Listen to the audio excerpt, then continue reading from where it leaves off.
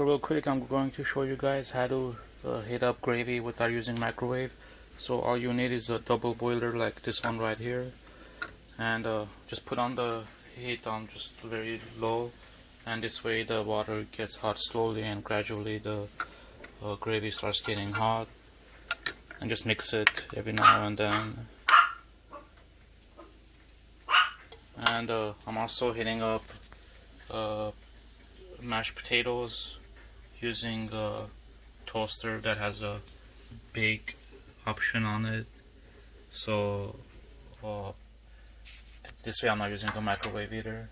So when a microwave used, it's always the best. So let's see. Okay, so the mashed potatoes are done. The gravy looks like it's warm.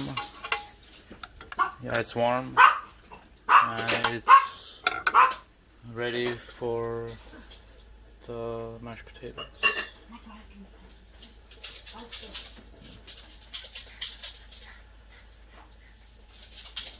Perfect.